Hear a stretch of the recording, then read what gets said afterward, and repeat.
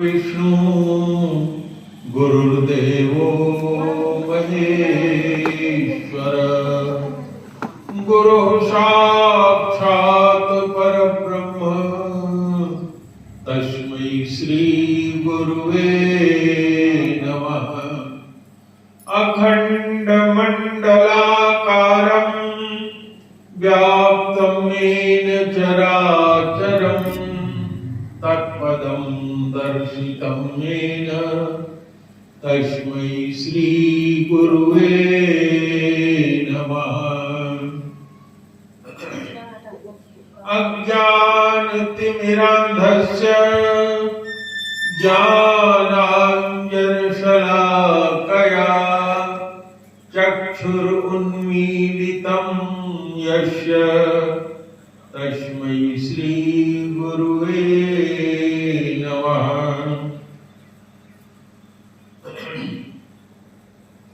वर्णानामर्थ संघानां रसानां छन्दसामपि मंगलानां च कर्तारौ वन्दे वाणी विनायकौ।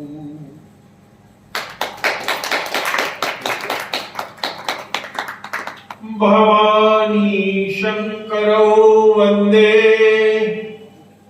श्रद्धा विश्वासरूपिणौ याभ्यां विना न पश्यन्ति सिद्धाश्वान्तः अथमीश्वरम्। वन्दे बोधमयं नित्यं गुरुं शङ्कररूपिणम्।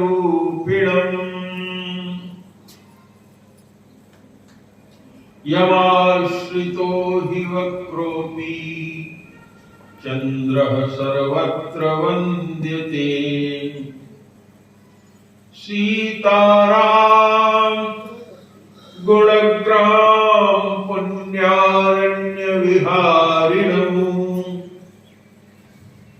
वन्दे विशुद्ध विज्ञानौ कवीश्वर कपीश्वरौ।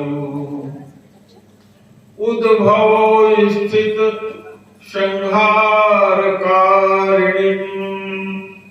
क्लेशहारिणीं सर्वश्रेयस्करीं सीतां नतोऽहं रामवल्लभाम्। यन्मायावशवर्ति विश्वमखिलं ब्रह्मादिदेवासुरा यत्सत्त्वादमृषैव भाति सकलं रज्जौ यथा हे भ्रमः। यत्पादप्लवमेकमेव हि भवाम्बोधे स्थितिर्षावताम्। वन्देऽहं तमशेषकारणपरं रामाख्यमीशं हरिम्।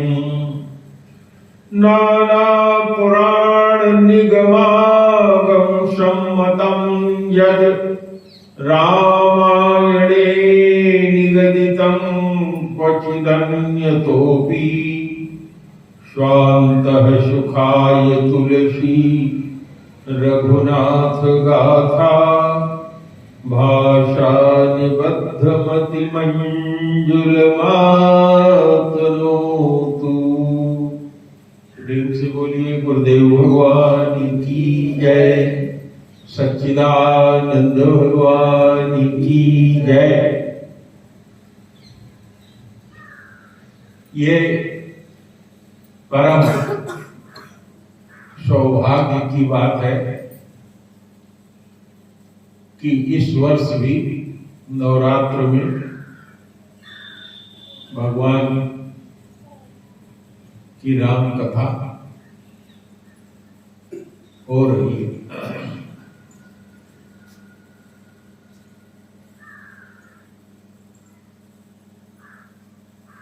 इस राम कथा के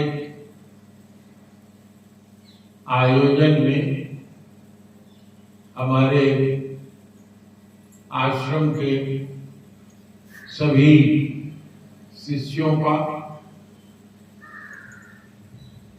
योगदान हमेशा रहता है और है,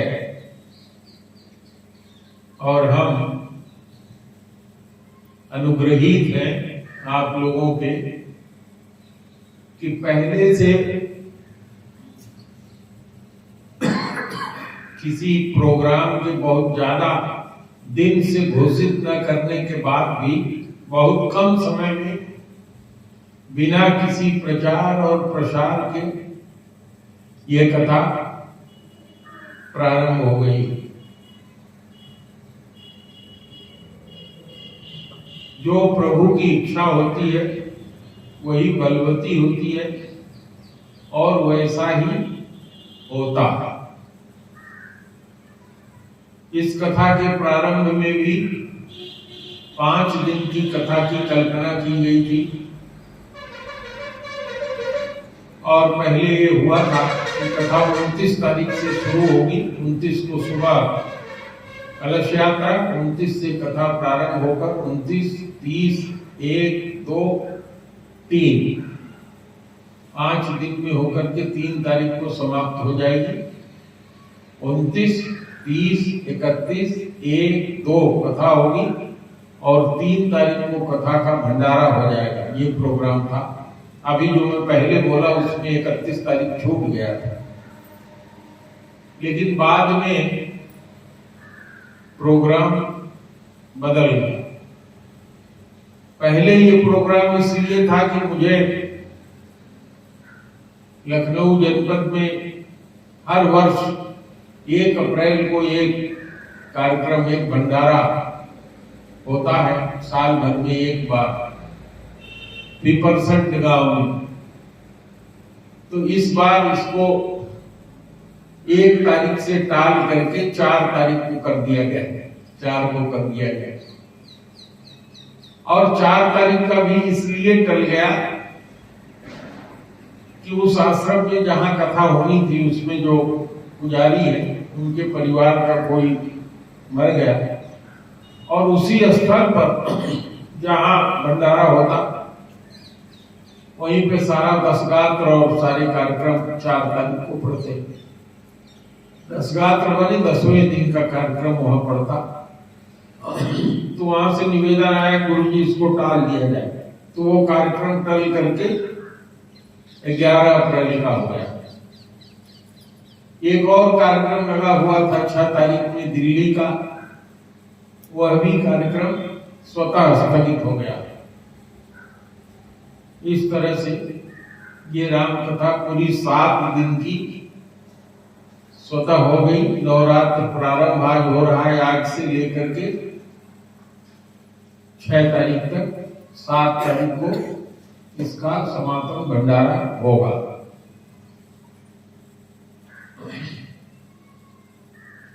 तो आज की कथा का जो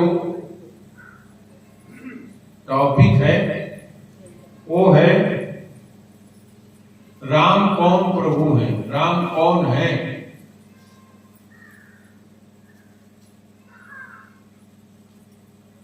तो ये राम कथा का पहला दिन है और आज का टॉपिक यही है। 7 दिन 7 टॉपिक है। जैसे पहले दिन है राम कौन प्रभु है, दूसरे दिन है राम नाम का महत्व क्या है, तीसरे दिन भक्ति ज्ञान वैराग्य क्या है, चौथे दिन यही सर आवत अति कठिनाई, 5वें दिन राम कथा का महत्व, राम कथा कालिका कराला, और 5वें दिन रखा गया था त्रिविध समाज। 2 दिन की कथा इसमें बढ़ गई है कि जो बचा हुआ है वो 2 दिन में कवर हो जाएगा।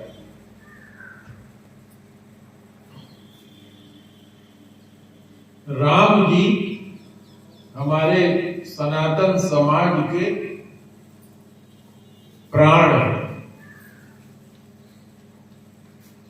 राम के बिना सनातन समाज की कल्पना हो ही नहीं सकती। राम जी के बारे में कहा जाता है कि त्रेता युग में महाराज दशरथ और कौशल्या जी के यहाँ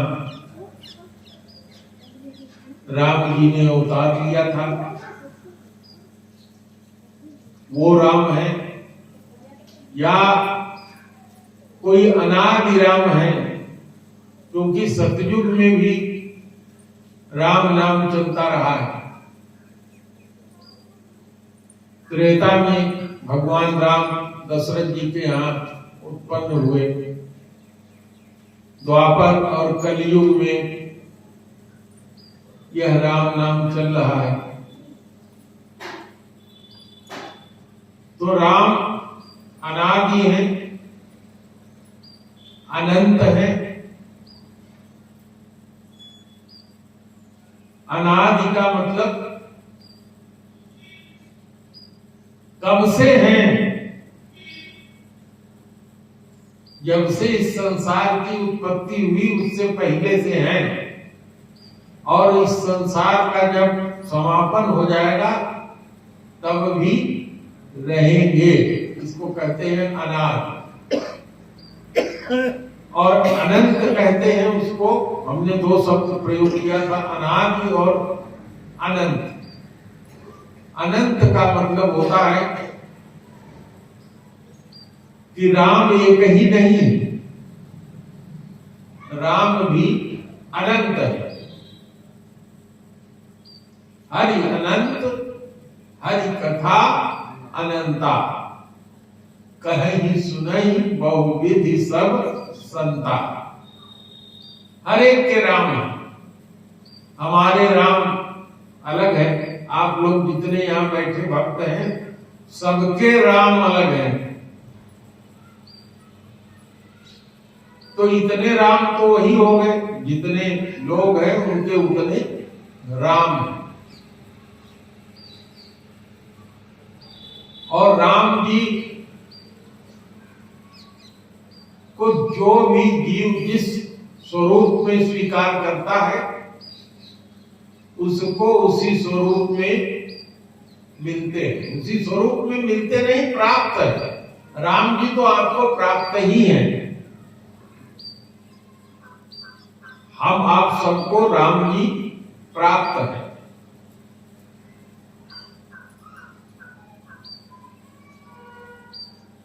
हम अपने अज्ञानवश ये नहीं जान पाते कि राम जी हमको प्राप्त हैं। और यह जो अज्ञान है ये एक तरह का नहीं है। यह जो अज्ञान हमारे आपके अंदर व्याप्त है इसके 5 नाम हैं। इसी को थोड़ा क्लिष्ट भाषा में कहा जाए तो कहते हैं अविद्या। इसी अविद्या के कारण हमको अस्मिता है। ऐसी अस्मिता के कारण हमको राग है, और जब राग है तो द्वेष भी है, और जब द्वेष है तो इसके साथ साथ डर भी है। डर क्या है कि जो कुछ हमारे पास है अज्ञान के कारण, जो कुछ हम अपना मानते हैं उसके बारे में डर है कि ये कहीं खो न जाए। हमेशा जब से जीव पैदा हुआ है तब से उसके मन में ये डर है।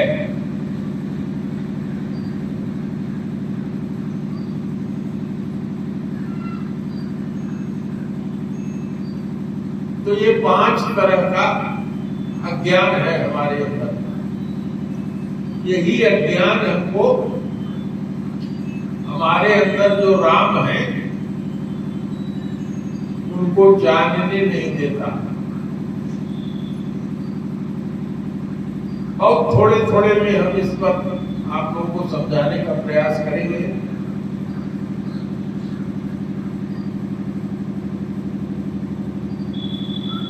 अज्ञान वो होता है कि हमारे पास कुछ है लेकिन हम उसको भूले हुए हैं।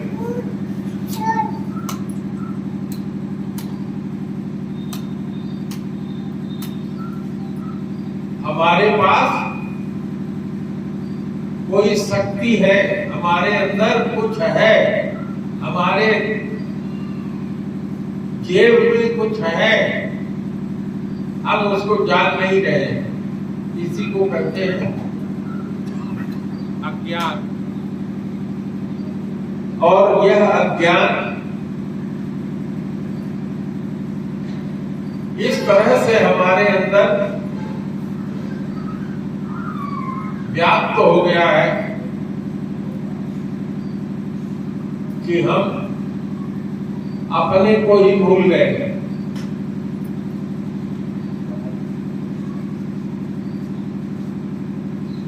क्या अपने को भूल गए हैं?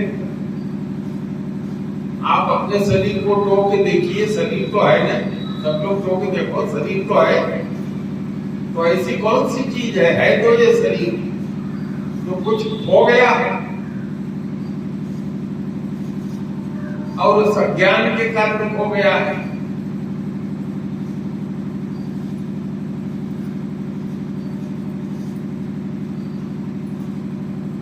क्या खो गया है? जब हमारे पास हमारा शरीर है तो क्या खो गया है? हम कौन है? यही ज्ञान खो गया है। हमने इस अपने शरीर को ही अपने को मान लिया है कि हम कौन है, कि हम ये जो शरीर है ये हम ही है। तो यही एक अज्ञान है। हम शरीर है, हमको आज खांसी है, हमको आज जुकाम है, हमको आज बुखार है, हमारा लड़का बीमार है। जो हम है और हमारा है वो आप नहीं हो सकते। तो यही अज्ञान है, इसी को हम बोले हुए। और जब हम ये जान रहे हैं कि ये शरीर ही हमारा है तो इससे क्या हो गया है? हमको प्यार हो गया। हर समय इस शरीर के बारे में ही सोचते रहते हैं। क्या सोचते रहते हैं? इसको मल मल के धुलते हैं, साबुन लगाते हैं, सुंदर कपड़ा पहनते हैं, इसको सजाते हैं, आराम देने के लिए बढ़िया बिस्तर बनवाते हैं, उसमें सोते हैं, इसको हवा मिले इसलिए सुंदर हवा महल की स्थापना करते हैं, एसी लगवाते हैं, बढ़िया कमरा रखते हैं जिसमें इस शरीर को आराम मिले। क्योंकि इस शरीर से हमको क्या हो गया? राग हो गया, प्रेम हो गया।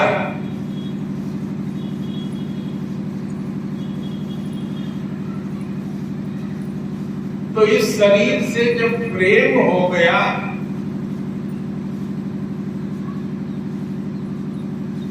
तो इसके विपरीत जो बोलने वाली चीजें हैं, जैसे इस शरीर को जो कष्ट देता है, रात में नींद नहीं आई तो जो नींद नहीं आई रात में कल, तो आज जैसे दिमाग में आता है तो उससे क्या होता है? द्वेष होता है, वो अच्छा नहीं लगता हमको। किसी ने हमारे शरीर के उपयोग में आने वाला कोई थोड़ा सा धन ले लिया है, या हमारे मन का काम नहीं करता, हमारा बेटा है या हमारी बहू है, या हमारा कोई अपना है, हम जो चाहते हैं वही नहीं करता, तो उससे हमको क्या होता है?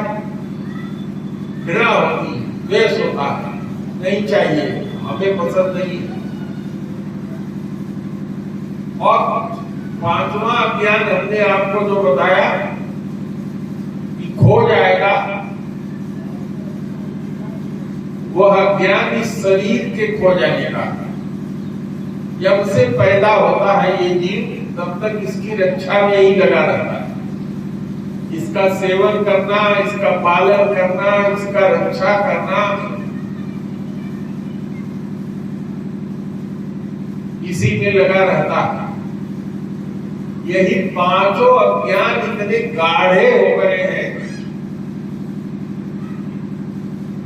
कि हमको बिल्कुल ढक लिए हैं।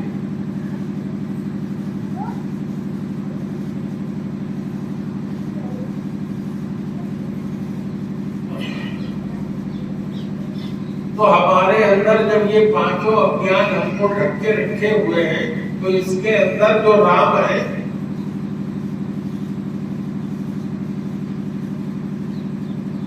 उसको हम पहचान नहीं पाते।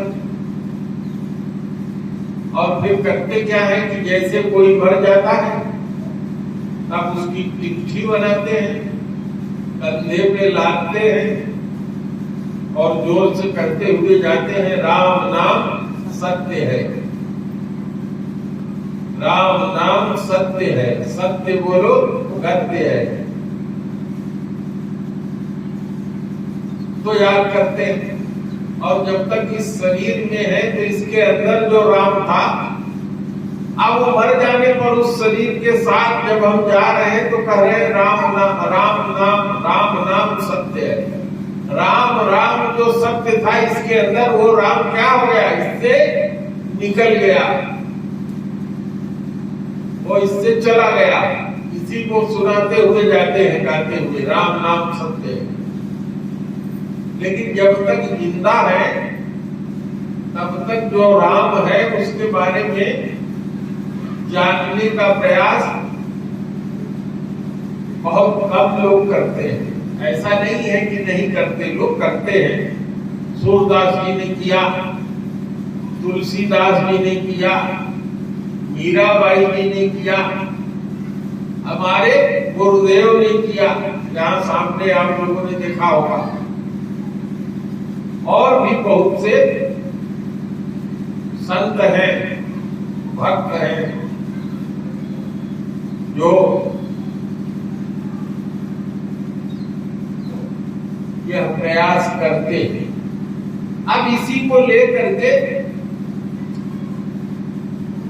एक कथा आती है, जिसको रामचरितमानस में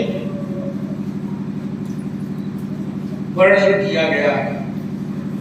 यह जो रामायण है, इसको आप लोग रामचरितमानस कहते हैं, रामायण कहते हैं।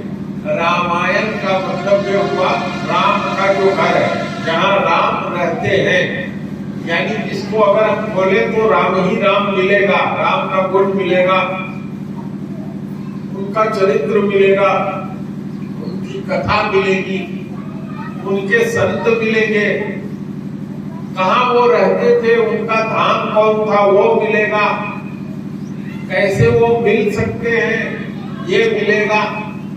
जहाँ ये सब कुछ लिखा है उसको कहते हैं रामायण। आप लोगों ने सुना होगा, यहाँ किसके किसके घर में रामचरितमानस है? जबरा माता के घर में नहीं है।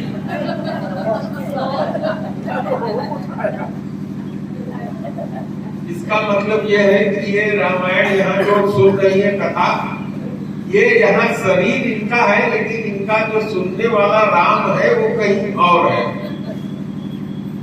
कहीं और है, इसीलिए सुन नहीं पाएंगे। तो उसी राम के बारे में हम आपको इस 7 दिन की कथा में बताएंगे, सुनाएंगे आपको, ताकि आप उस राम को जान जाए जो आपके अंदर है, कहीं बाहर से उसको खोजना नहीं है। किसी भी बात को समझाने का एक उपाय होता है, और उस उपाय में सबसे अच्छा उपाय होता है कथा और कहानी के माध्यम से किसी चीज को समझाना। कहानी के माध्यम से अगर कोई चीज कही जाती है तो बहुत आसानी से आदमी के समझ में आ जाता है। इस कहानी को समझने के लिए बहुत बुद्धि की आवश्यकता नहीं है। साधारण रूप से अगर आदमी समझे तो समझ में आ जाएगा। और आपको समझाने के लिए हमने केवल 2 घंटा मांगा है। 5 बजे ठीक मैं आपको छोड़ दूंगा, 4:30 बजे आरती हो जाएगी, 3 बजे कथा शुरू हो गई है। 1.5 पौने 2 घंटा अगर आप राम को जानने के लिए दे सके तो बहुत अच्छा होगा, क्योंकि राम के लिए इसको जानना आपको है। तो ये 1.5 घंटा कौन देगा? आप देंगे, है ना? इसको जानना है वही तो देगा। तो आज उसी के क्रम में पहला दिन है, इसमें हमने आपको बताया कि हम राम को जान क्यों नहीं पाते। और कथा कैसे है? प्रयागराज नाम का एक किला है, जहां अभी कुछ दिन पहले कुंभ का महामेला लगा था, आप लोग सुने होंगे। बहुत दिन की बात है। कहते हैं कि वो त्रेता युग था। त्रेता युग, यही त्रेता जो अभी बीता है, यही त्रेता युग था जिसमें राम जी पैदा हुए थे महाराज दशरथ जी के। तो त्रेता का युग था, या आप समझ लीजिए कुछ दिन, बहुत दिन पहले की बात है। यही प्रयागराज जो है, इस प्रयागराज में जैसे हर जगह बहुत से साधु संत रहते हैं, वैसे आज भी प्रयागराज में बहुत से साधु संत रहते हैं। तो प्रयागराज में एक मेला लगता है हर साल, माघ महीना, हिंदी का माघ महीना होता है। उस माघ महीने में 1 महीना स्नान करने के लिए पुरानी परंपरा है। आज भी लोग जाते हैं, सुना होगा आप लोगों ने। वहां 1 महीने का लोग जा करके कल्पवास करते हैं, कल्पवास करते हैं।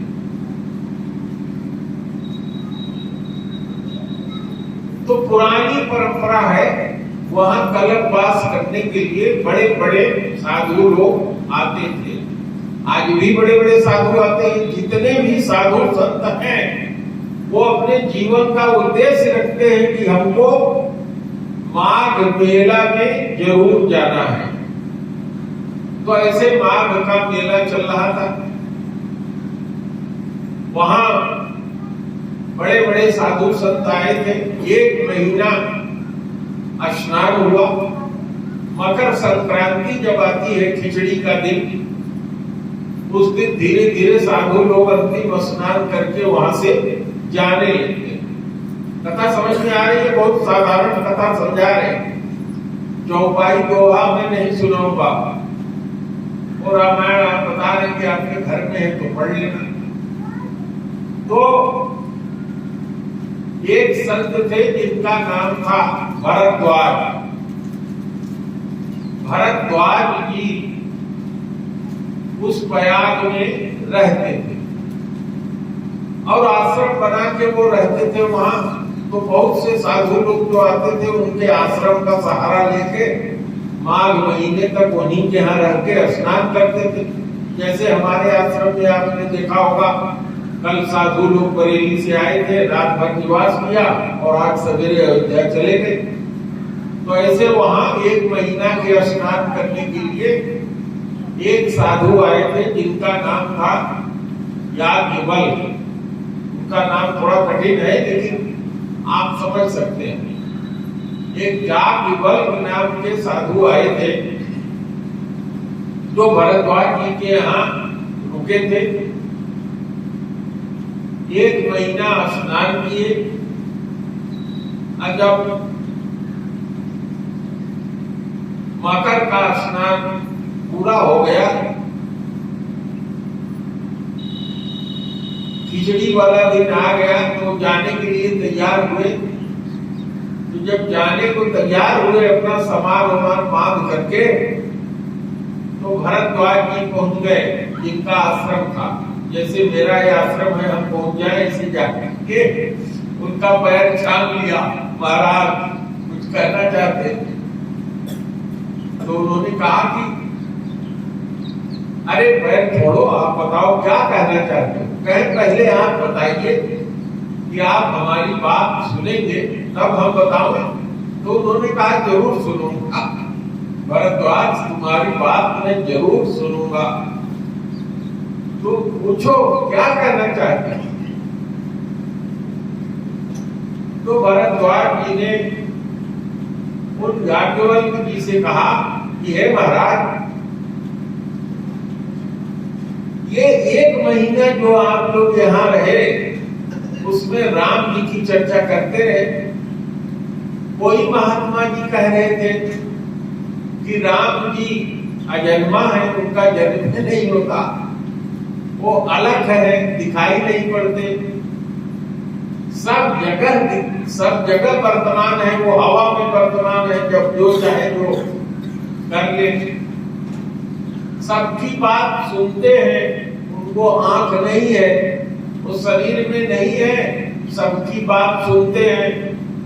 उनको कुछ खाने के लिए दो तो भोग लगा देते हैं, खा लेते हैं, और अपनी बात कहना चाहते हैं तो बता भी देते हैं। उनको अगर कोई गंध दो तो उसको सूंघ भी लेते हैं। उनके जबान नहीं है, लेकिन अपनी बात कह भी देते हैं। तो हे महाराज, बहुत से साधु लोग यहाँ आए थे, वो लोग कह रहे थे कि राम ऐसे हैं, और महाराज आप जो कथा कर रहे थे उसमें बता रहे थे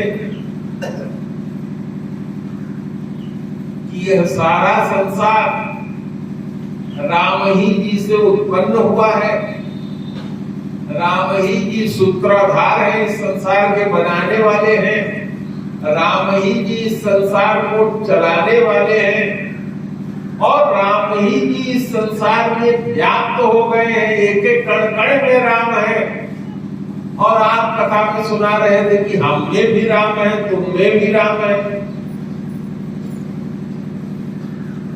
और राम जी जब चाहते हैं तो इस संसार को समेट देते हैं, तब भी राम जी बचे रह जाते हैं।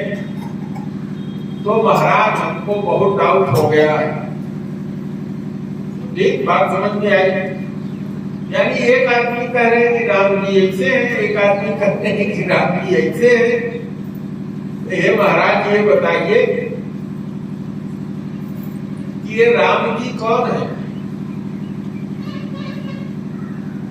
राम कौन प्रभु पूछो तोहि, कहु बुझाई कृपा निधि मोहि।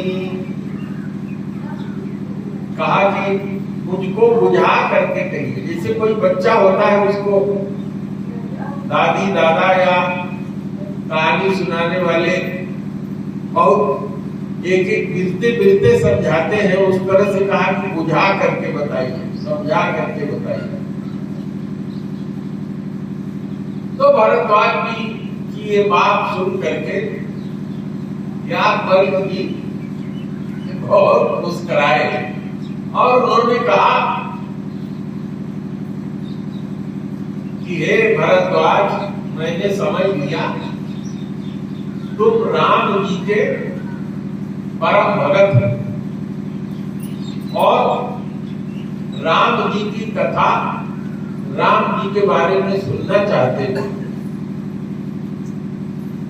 मेरी समझ से कोई ऐसी चीज नहीं है जो तुम राम जी के बारे में जानते नहीं हो, फिर भी तुमने जिज्ञासा किया है तो मैं तुमको बताऊंगा। अब देखो कथा में कथा, शोर में शोर टूटता है। देखा कि एक पेड़ में से शोर निकलता है, थोड़ी दूर चलने के बाद उसमें से दो पंछी और निकल जाते हैं, कभी मरकत या किसी का शोर देखो। तो कथा में कथा। तो भरद्वाज जी की बात सुनकर याज्ञवल्क्य महाराज बैठ गए, जल जलपान किया, कहा सुनो मैं कथा तुमको राम जी के बारे में बता रहा हूं।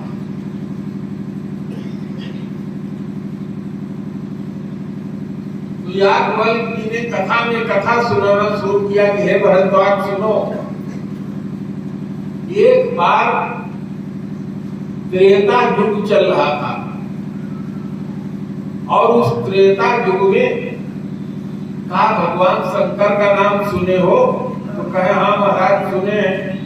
तो कहे शंकर जी अपने पत्नी सती जी को लेकर के दक्षिण भारत में गए। कहा महाराज दक्षिण भारत गए? तो कहे वहां एक साधु थे, इनका नाम था अगस्त्य, इनको लोग मुंबई भी कहते हैं। उनका नाम है, जैसे कमल का कई नाम है, जलज और बहुत सा नाम है कमल का, जलज, तोयज, पंकज, नीरज, बहुत सा नाम है उसका। उसी तरह से अगस्त्य जी का भी नाम है मुंबई। तो कहा भगवान शंकर सती मैया से कहे कि हे हो चलो घूम आते हैं। कहे चलिए। दोनों लोग बैल पे सवार हुए, ठुमकते ठुमकते ठुमकते ठुमकते एक गंडक वन है वहां दक्षिण भारत में, उस गंडक वन में पहुंच गए। उसी गंडक वन में अगस्त्य ऋषि रहते थे। अगस्त्य ऋषि बहुत ज्ञानी थे, बहुत भक्त थे, बड़े तपस्वी थे, सिद्ध थे, योगी थे, मुनियों में श्रेष्ठ थे।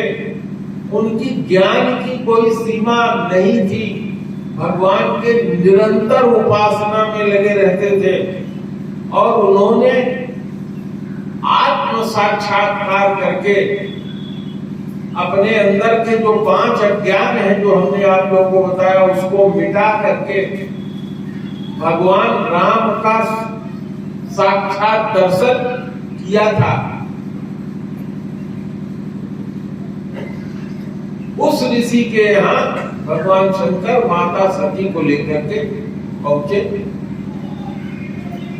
कहा कि क्या हुआ? जब भगवान शंकर वहां पहुंचे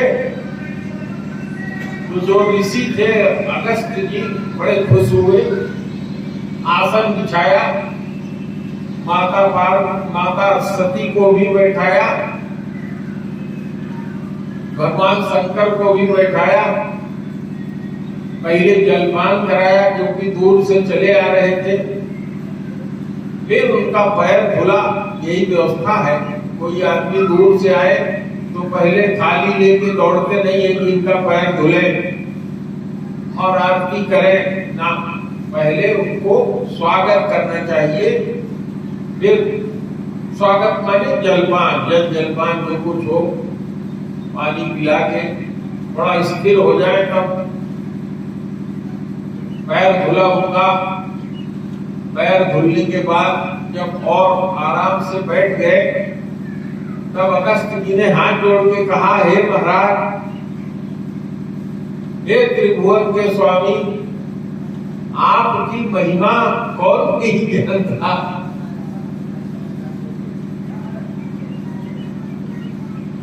आप हमारे छोटे आदमी के यहाँ पधारे हैं, तो बताइए महाराज कौन सेवा करें आपकी।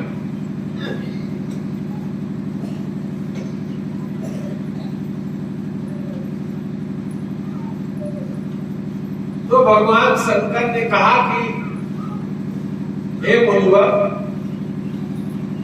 मेरे मन में आपके मुंह से राम जी के बारे में जानने की इच्छा है।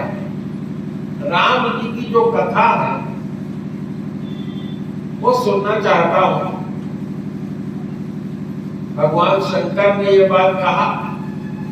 अब माता पार्वती जो थी, माता पार्वती उस समय थी नहीं, बार बार पार्वती जी ही मेरे मुंह से निकल रहा है करती थी। उस समय उनका नाम जो शरीर में नाम था वो सती था, बड़ी पढ़ी लिखी थी। उनके पिताजी का नाम दक्ष था, बहुत बड़े राजा थे, सारे ब्रह्मांड के स्वामी थे वो दक्ष। उनकी वो कन्या थी, बहुत पढ़ी लिखी थी।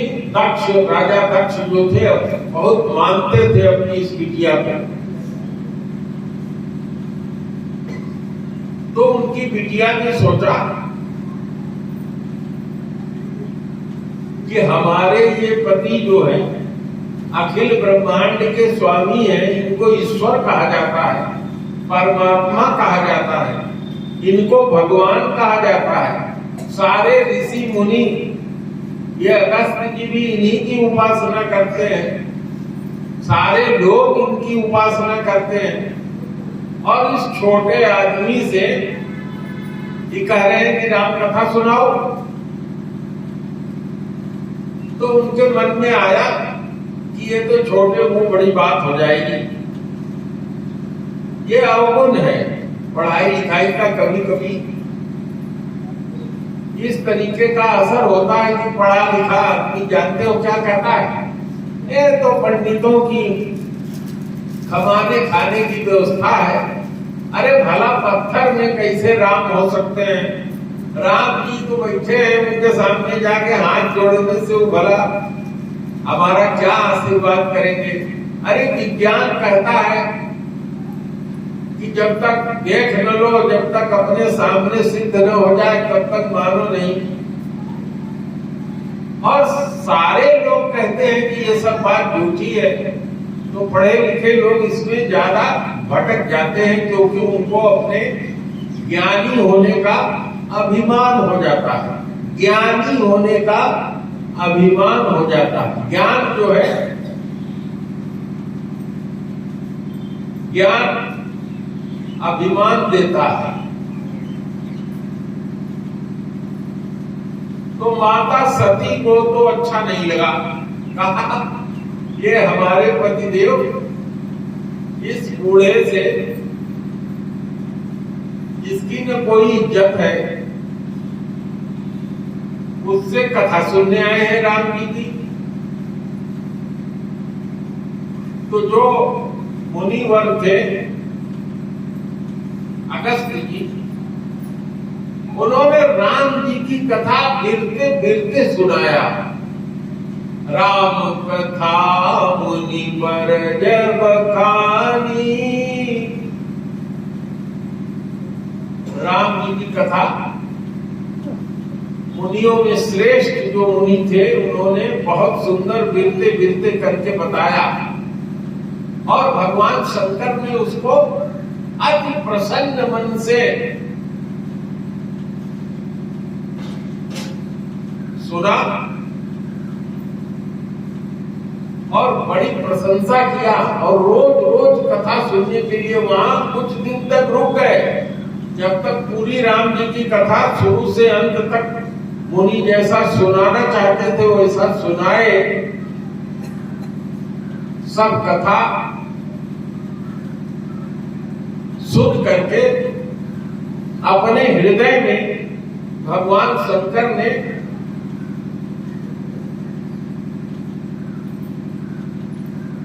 उसकी बड़ी प्रशंसा किया।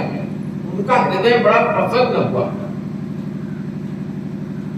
लेकिन माता सती जो गई थी, उनको पहले ही लग गया कि ये क्या कथा सुनाएगा। उनको उस कथा में कोई रुचि नहीं हुई।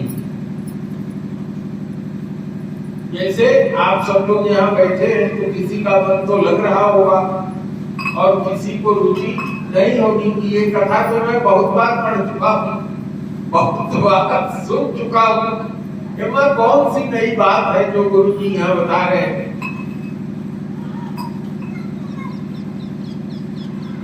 तो ऐसा नहीं है।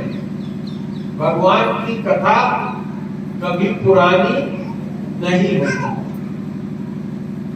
भगवान की कथा जितनी आप सुने हैं, अगर कथा सुनने के बाद आपके मन में कोई नई चीज नहीं मिलती है, मन उसमें नहीं लगता है, तो राम की कथा का क्या महत्व है, उसमें क्या रस है, आपने नहीं जाना है। और ये रस जो है ऐसे मिलता भी नहीं है। बार बार इस कथा को जो सुनता है, बार बार जो सत्संग करता है, बार बार सुन करके उसको मनन करता है, तब कहीं जा करके कथा का क्या मतलब है, कथा क्या है, राम जी कौन है, तब वो जानना चाहेगा। तो ये थर्मामीटर है। क्या है थर्मामीटर?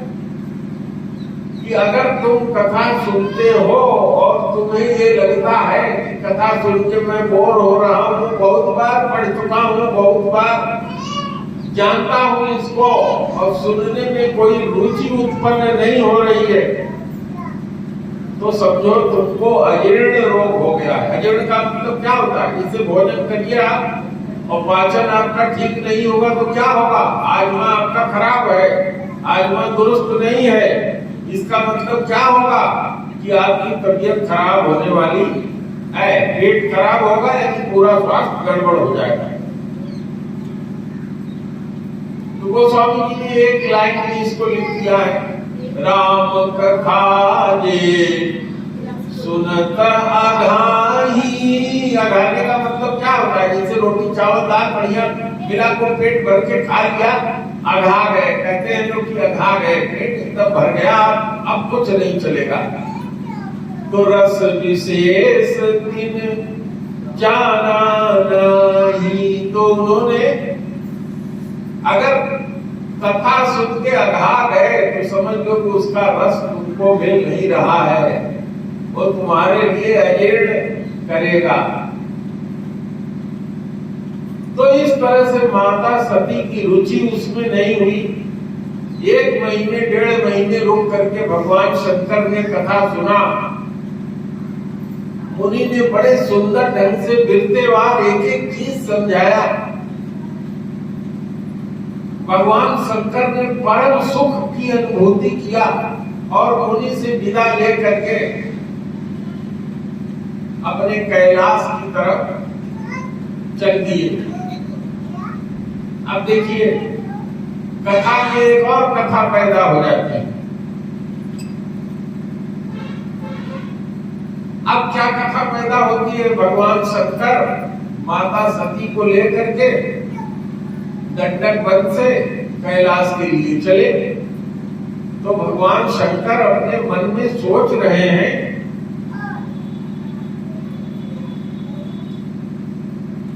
कि अहो, कुछ दिन पहले हम लोगों ने धरती माता के साथ जा करके इस जगत के स्वामी की उपासना किया था और उस स्वामी ने हम लोगों को वरदान दिया था कि मैं हंसों के सहित अवतार लूंगा और हे धरती तुम्हारा भार हरूंगा। तो उनके मन में आया कि हमने सुना है कि भगवान का अवतार हो चुका है, क्या ही अच्छा होता। भगवान शंकर सोच रहे हैं कि क्या ही अच्छा होता कि हमको राम जी ने जो अवतार लिया है, परम पिता जगदीश ने जो अवतार लिया है, उनका दर्शन अगर हो जाता तो वाह वाह वाह वाह, क्या अच्छा होता। ऐसा मन में विचार करके और माता सती के साथ चले जा रहे।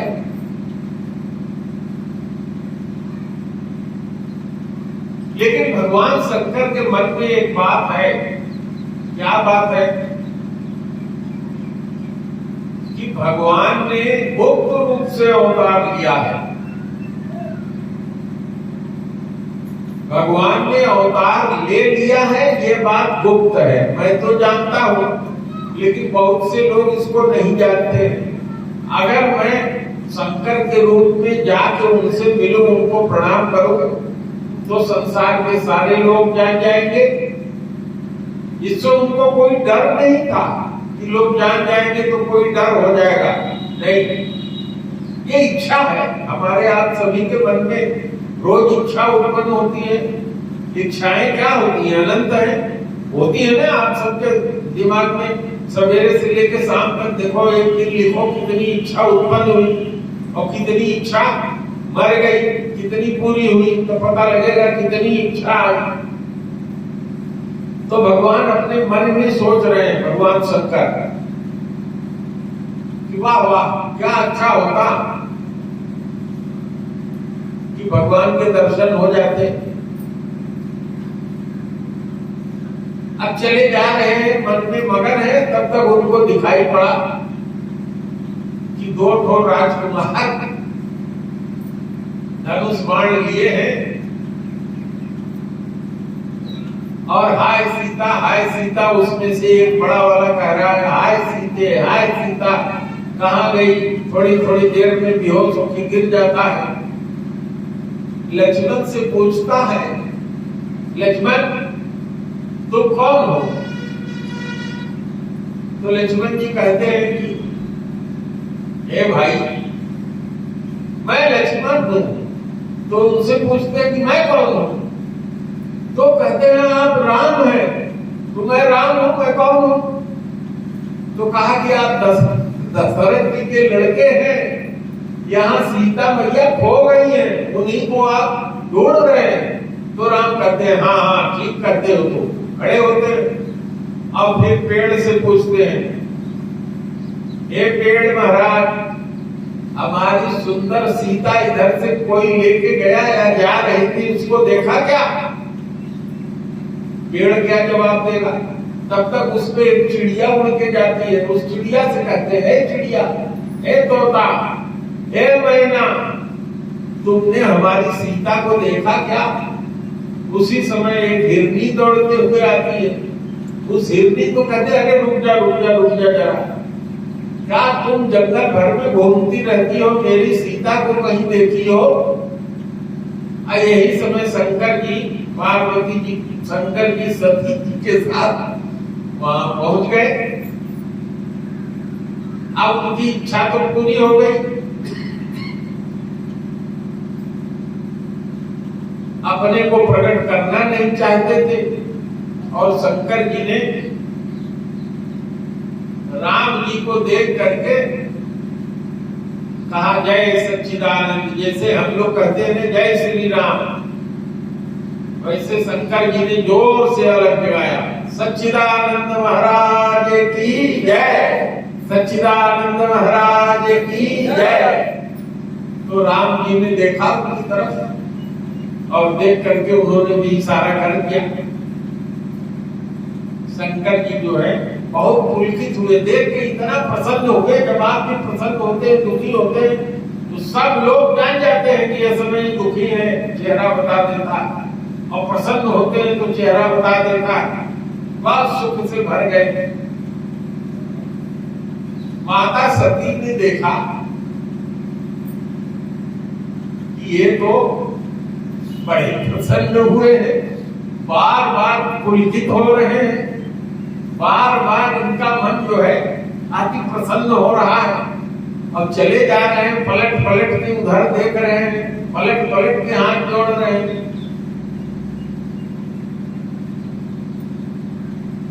तो माता सती से रहा नहीं गया। उन्होंने कहा, हे पतिदेव, ये दोनों राजकुमार जो पागलों की तरह से टहल रहे हैं, इनको आप कह रहे हो सच्चिदानंद? अरे महाराज, आपने तो हमको सुनाया है कि सच्चिदानंद कौन होता है।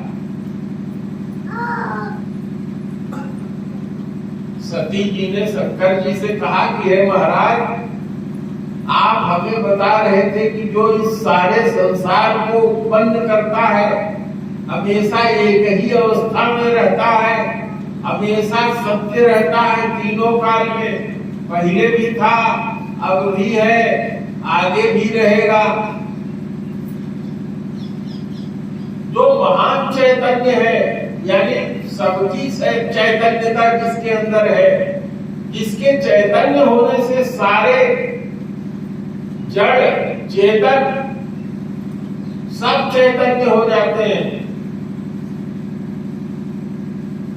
जिसके चैतन्य होने से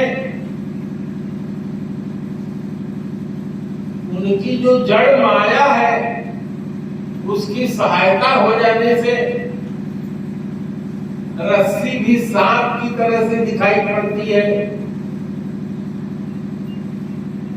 और महाराज आप तो बता रहे थे कि उन्हीं के माया से सारा संसार बना है, इतना चैतन्य है वो।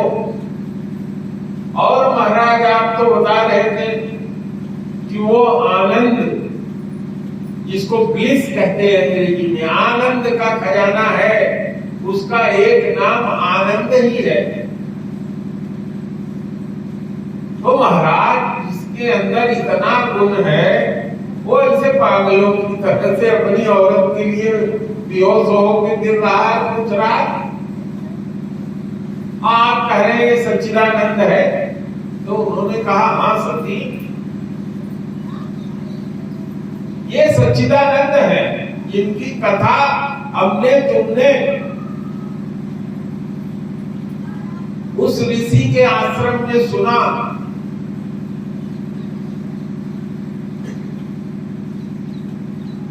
अगस्त ऋषि के आश्रम में हम लोगों ने जो कथा सुना, और उस ऋषि ने जो पूरी कथा सुनाई, उस कथा में जिसकी कथा थी वही है सच्चिदानंद।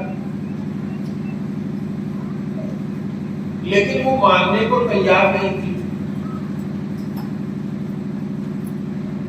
भगवान शंकर ने दूसरे तरह से समझाया, कहा कि हे सती,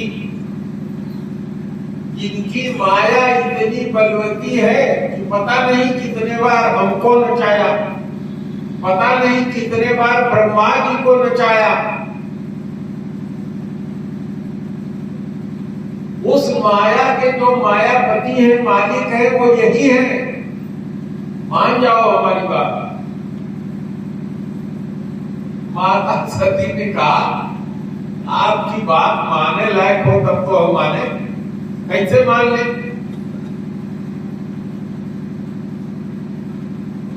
बार बार भांति भांति से समझाए। माता सती ने कहा कि आप कह रहे हैं कि ये ब्रह्म है, ये परमात्मा है, तो अगर ये परमात्मा है तो राजा का बेटवा कैसे हो गए, और राजा का बेटवा है तो परमात्मा कैसे हो गए।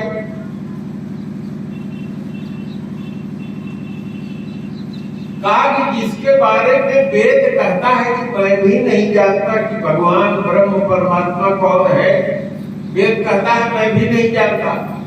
ऋषि मुनि भी कहते हैं कि जिसको आंख से देखा नहीं जा सकता, जिसको कान से सुना नहीं जा सकता, जिसका वर्णन वाणी नहीं कर सकती, जहां इसकी पहुंच नहीं है, वो सच्चिदानंद है। तो हे महाराज तू काहे बहुरावत हो हमको कि सच्चिदानंद है, हमके विश्वास नहीं है। बात समझ में आ रही है। तो शंकर जी परेशान हो गए। तो उन्होंने कहा भैया देखो एक तो पेड़ की छाया है बरगद की, मैं इसके नीचे बैठ जाता हूँ और जाके आप परीक्षा लेके आ जाओ। अगर तुम्हारे मन में बहुत संदेह है तो जैसे तुम्हारा संदेह मिटे ऐसे जाके परीक्षा ले लो।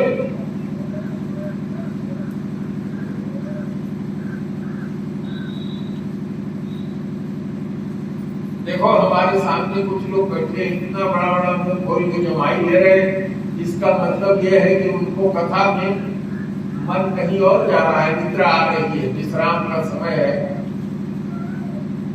तो सती जी ने कहा चलो अब जब आप कहीं रहे हो तो ठीक है, आप बैठो, हम जाते हैं परीक्षा लेने। अब वो सोचने लगी कि परीक्षा इनका चल के ले, अपने मन में विचार करने लगी कि खोज क्या रहे हैं, अपनी औरत को खोज रहे हैं। इनकी औरत कौन है? सीता है। तो कहा कि इनकी परीक्षा लेने का सबसे अच्छा उपाय यही है कि मैं माया से इनकी औरत जैसी बन जाऊं, औरत ही इनकी बन जाऊं, जरा भी मेरे अंदर और सीता के रूप में और देखने में कोई अंतर न रहे, और ये जिधर से आ रहे हैं उनके सामने होके मैं इनके तरफ आऊं, परीक्षा हो जाएगी कि कौन है। अब जब एक बार तय कर लिया तो उन्होंने यही किया। हट से उन्होंने सीता जी का रूप बनाया, सारी शक्ति तो उनके अंदर थी, सीता जी का रूप बना लिया। सीता मैया का जैसे हरण हुआ था, जो साड़ी पहनी थी उसी तरह से साड़ी, जिस तरह से सीधा पल्ला में वो साड़ी पहनती थी उसी तरह से साड़ी, उसी तरह से गहना, उसी तरह का आभूषण, उसी तरह की चाल ढाल सब बना करके राम लक्ष्मण जिधर जा रहे थे खोजते हुए गिरते पड़ते, उसी सामने से वो आने लगी। तो सबसे पहले तो निगाह लक्ष्मण जी की पड़ी। लक्ष्मण जी राम जी के साथ है वन में गए थे, आप लोग जानते हैं। तो लक्ष्मण जी जब देख रहे हैं तो उनको सीता जी नहीं दिखाई पड़ रही है, देख रहे हैं वो माता सती को, और उनको दिखाई पड़ रही है वो उमा के रूप में। सती जी जो सीता का भेष बना करके आई थी परीक्षा लेने, लक्ष्मण जी जब अपनी निगाह डाले तो क्या देखा कि ये सती जी शंकर जी की पत्नी नहीं आ रही है, आगे जो शंकर जी की पत्नी होंगी पार्वती जी, जिनका नाम उमा होगा, उनके भेष में दिखाई पड़ी। लक्ष्मण दीख उमा कृत भेषा। लक्ष्मण जी समझ गए कि अब इनका काल आ गया है, अब इनके मरने का टाइम नजदीक आ गया है। ये तो सती जी दिखाई पड़ रही है उमा के रूप में, लेकिन अब बड़े भाई के सामने कुछ बोल तो सकते नहीं थे, चुप मार के अपना संकोचन पीछे पीछे चल रहे। तब तक राम जी ने देखा, माता सती को राम जी ने देखा। राम जी ने उनसे पूछा, पहले प्रणाम किया, हे माता सती, आपको बारंबार प्रणाम है। धरती तक झुक के, धरती छू के प्रणाम किया। कहा कि हे भैया, अरे हमारे बाबा बैल पर चढ़ने वाले के तोहरे समय हर साथे हर समय रहता है। वो बैल पर चढ़ने वाले केतु महाराज कहाँ है? तू अकेले अकेले टहरत हो। तब तो बड़े चक्कर में पड़ी। हम आए थे इनसे पूछने के लिए, इनको भरमाने के लिए, और ये हमको उल्टा पकड़ लिए। पूछ रहे हैं कि अकेले में क्यों घूम रही हूं, हमारे पतिदेव कहाँ है? ये सब प्रश्न सुन के उनके मन में चक्कर आया।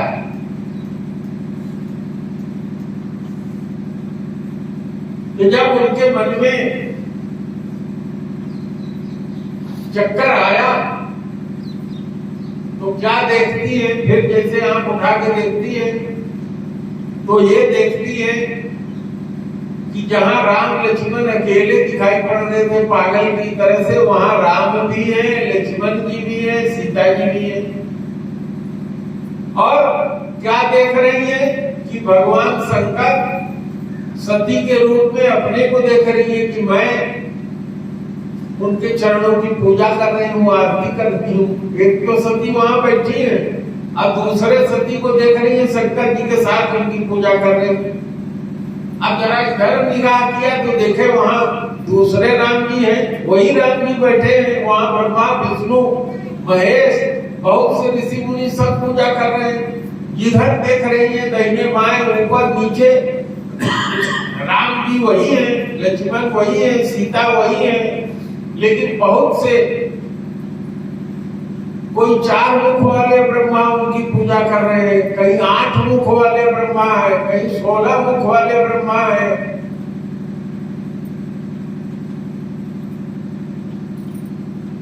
बहुत से शंकर जी, बहुत सी सती जी पूजा कर रही है उनकी। फिर अपने को टोके देखती है कि अब तो यहाँ है वहां कौन सकती है।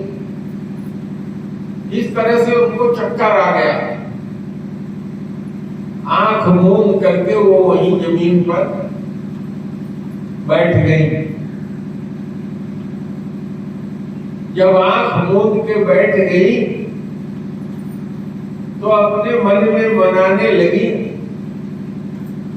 कि हे प्रभु, अब हमारे समझ में नहीं आ रहा है, राम जी से ही मना रही है कि अब हमके माफ कह दो, हमसे गलती हो गई, अब हमके माफ कह दो। अब फिर जब आंख खोलती है तो देख रही है कि जैसे पहले था वैसे हो गया। और फिर उन्होंने प्रणाम किया राम जी को, और जहां शंकर जी बैठे थे उधर मुड़ के जल्दी जल्दी उनके पास पहुंच गई। शंकर जी बैठे वहां बट वृक्ष के नीचे राम राम जप रहे थे। शंकर जी की एक आदत है, हर समय राम राम राम राम राम राम राम राम राम राम राम राम राम राम जपते रहते हैं। हर समय 24 घंटा राम में ही, राम का ही ध्यान और राम में ही अपने मन को लगाए रहते हैं। तो जब ये गई नजदीक जा करके खांसा थोड़ा सा करें तो शंकर जी समझे कि आ गई हमारी अर्धांगिनी। उन्होंने पूछा उनसे, सती आ गई? हाँ महाराज। अरे कहे परीक्षा ले लिया? तो कही कि नहीं महाराज, का परीक्षा लिया? अरे जैसे आपने प्रणाम किया था वैसे हम भी प्रणाम किए, लौटिया है महाराज आपके पास। तो शंकर जी कहे कि भाई जब प्रणाम करना था तो जब हमने कहा था हमारे साथ गई थी तब काहे नहीं प्रणाम कर लिया? कुछ उनको शंका उत्पन्न हुई। अब उन्होंने 1 मिनट के लिए अपना आंख बंद किया और कहा कि वो घटना जो घटी है उसको जरा हम देख ले।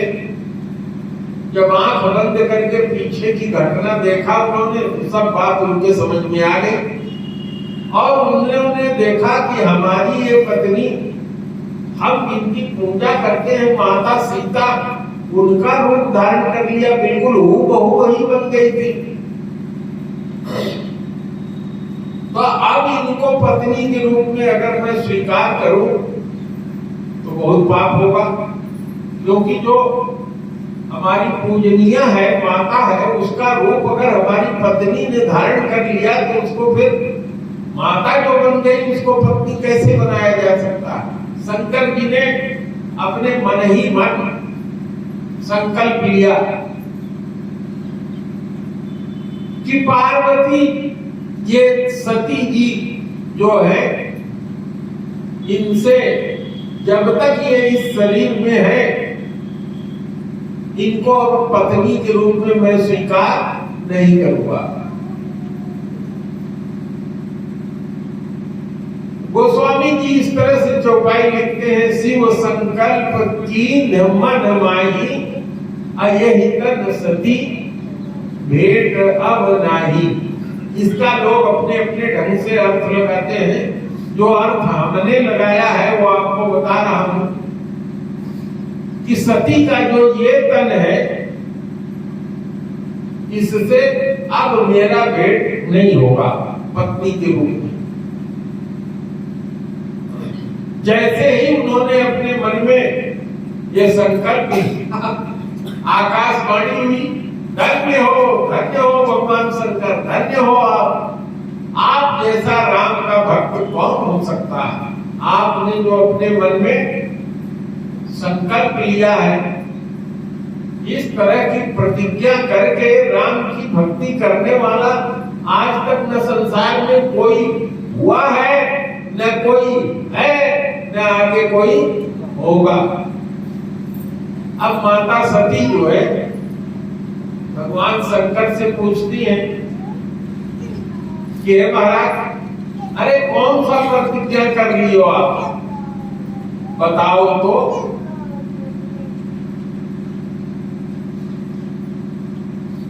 लेकिन भगवान शंकर तो बहुत शीलवान है। शील इसी को कहते हैं, इसी को कहते हैं शील। शील प्रज्ञा जिसका बहुत उपयोग किया है गौतम बुद्ध जी ने, वो शील हमारे यहाँ की भाषा है। शील का मतलब होता है आपके अंदर की बुराई कमी को कोई जानता है, लेकिन आपकी कमी को आपके सामने कहता नहीं है, चुप करके रहता है, बर्दाश्त करता है उसको। आप उसे कुछ कह भी रहे हैं, वो जानता है कि आपको उत्तर दे सकता है, लेकिन ऐसी कोई वाणी, ऐसी कोई बात नहीं कहना चाहता जिससे कि आपको तकलीफ हो। इसी को कहते हैं सील। और जो आदमी अपनी सील को सुरक्षित रखता है, उसकी मर्यादा हमेशा बनी रहती है। और जो आदमी दूसरे के गुणों में भी दोष निकालता है, दो तरह के लोग होते हैं। एक तो किसी का अवगुण है, कोई काना है तो उसको सीधे सीधे काना कह दिया, चलो। लेकिन अगर उसके अंदर दोनों आंख है, बहुत अच्छा काम करता है, वो सब कुछ भी है, तो भी उसके अंदर जो दोष निकालते हैं,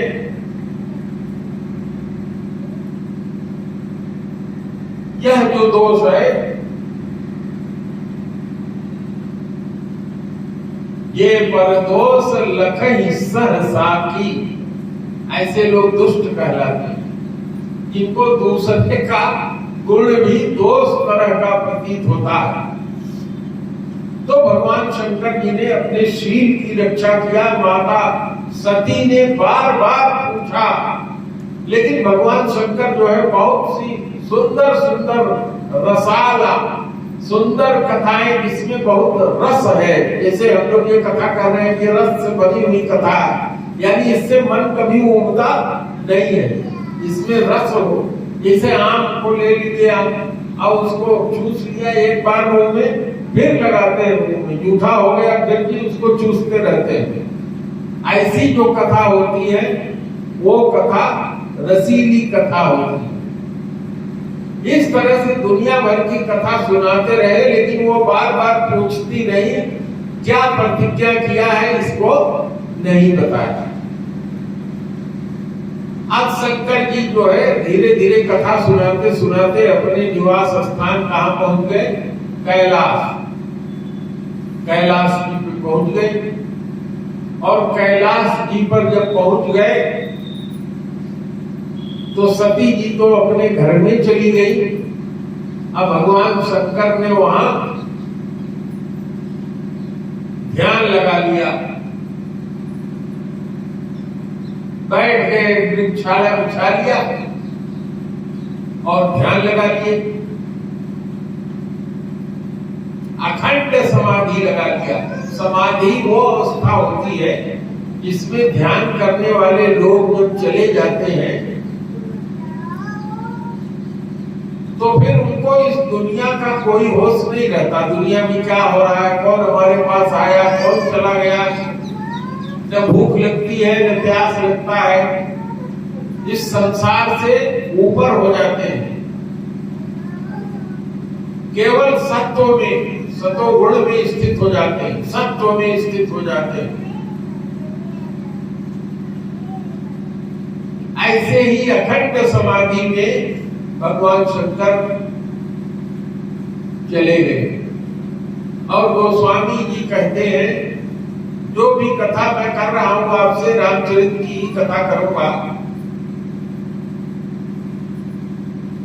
गोस्वामी जी कहते हैं, बीते संवत सहत सतासी, सहस्त्र 87 यानी 87,000 वर्ष हमारे आपके नहीं,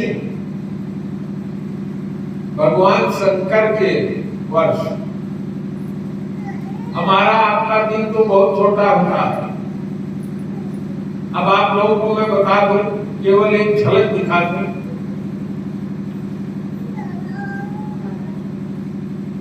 1000 बार जब सतयुग, त्रेता, द्वापर और कलयुग जब 1000 बार आके चले जाते हैं, बीत जाते हैं, तब ये ब्रह्मा जी का एक दिन होता है। और फिर इतनी बड़ी ब्रह्मा जी की एक रात होती है। और ब्रह्मा जी की जो उम्र है वो उनके दिन रात के अनुसार 100 वर्ष है, जैसे हम लोगों का 100 वर्ष उम्र होता है। ऐसे शंकर जी के एक दिन में करोड़ों ब्रह्मा गुजर जाते हैं। जब उनका एक दिन शंकर जी का होता है तब उसमें करोड़ों ब्रह्मा पैदा होकर मर गए रहते हैं। ऐसा सहस्त्र 87,000 वर्ष तक उनकी समाधि लगी रही। माने उसकी गणना करना हम लोगों के दिन में असंभव है।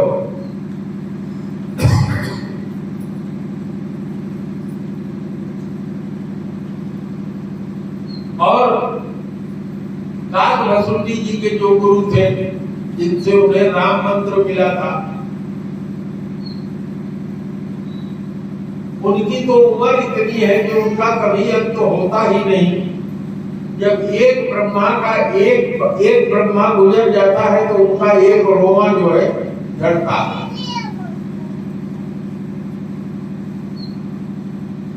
तो उनकी उम्र बहुत ज्यादा है। शंकर जी का जो दिन है बहुत बड़ा है।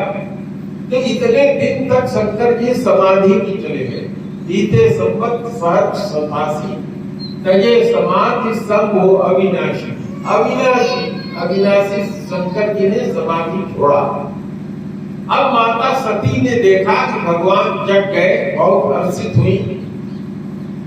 कैसे हर्षित हुई कि भगवान जब जाग गए, होश में आ गए, तो राम राम जपने लगे, जोर जोर राम राम राम, जय श्री राम, सीताराम, राम राम जपने लगे। तो माता सती जो है दौड़ करके गई। अब शंकर जी ने जो है सामने, अपने सामने आसन बिछा दिया, कहा बैठो, बहुत खुश होके आई हो, बैठो। माता सती तो पहले ही जान गई थी कि जो कुछ हमने किया है वो हमारे चरित्र को भगवान जान गए हैं, लेकिन अपने सील के बस सबको बता नहीं रहे हैं। और जब 87,000 वर्ष के बाद समाधि टूटी और सामने आसन मिल गया तो उनको पूरा कंफर्म हो गया। अब उनको लगने लगा कि हमने बहुत बड़ी गलती कर दिया है। अब ये शरीर हमारा छूट जाए उसी में भलाई है। अब वो जो राम राम भगवान शंकर कर रहे थे, वही राम राम जो है वो भी करने लगी। जहां गई थी कथा सुनने, वहां तो मन नहीं लगा कथा सुनने में। अब अपने पति के मुख से सुन करके उसी कथा में राम राम वो भी कर रही है और कह रही है भगवान राम से कि हे प्रभु, जल्दी वो दिन बुलाइए जब इस हमारे शरीर का नाश हो जाए, क्योंकि इस शरीर से अब ये कष्ट सहा नहीं जाता।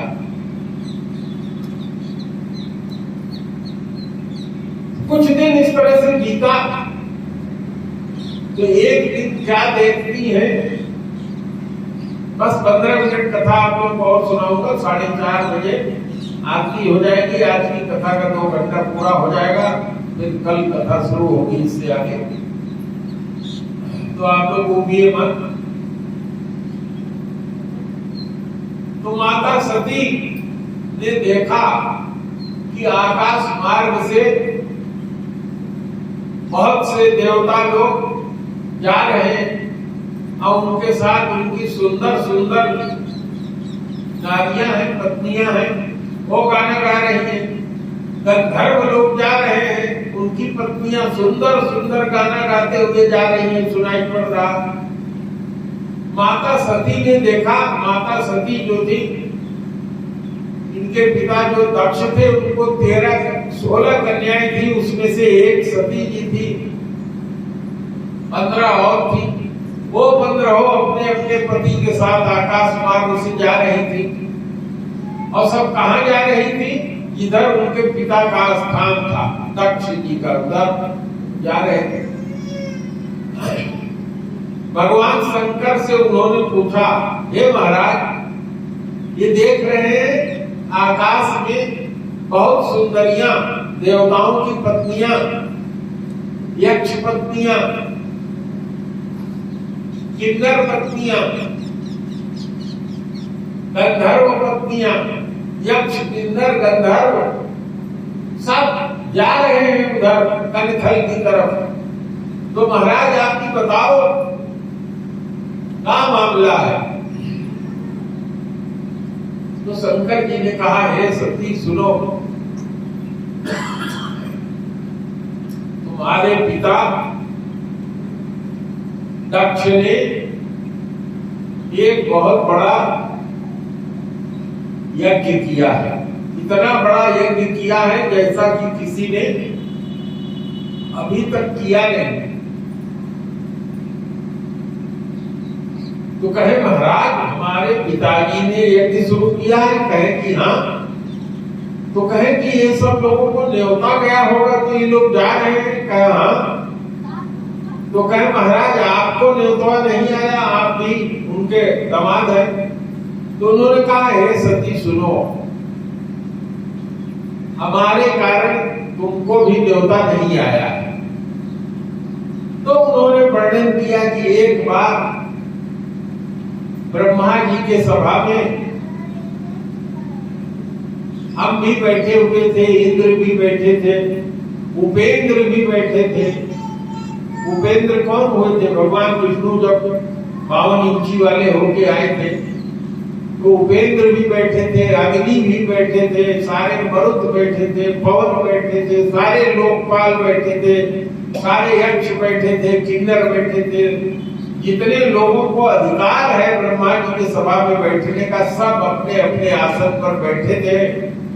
और उसी समय तुम्हारे पिता दक्ष, जिनको ब्रह्मा जी ने प्रजेश बना दिया था, सारे ब्रह्मांड का राजा बना दिया था, उन्होंने उस सभा में प्रवेश किया। तुम्हारे पिताजी का तेज इतना था कि जिसको देख करके ब्रह्मा जी को उनको छोड़ करके बाकी सारे देवताओं ने खड़ा होकर के उनका स्वागत किया। मैं वहीं बैठा रह गया था। इस कारण से तुम्हारे पिता ने मेरे से विरोध मान लिया और मेरे विरोध मान लेने के कारण उन्होंने तुमको भी न्योता नहीं भेजा। तो माता सती ने कहा कि हे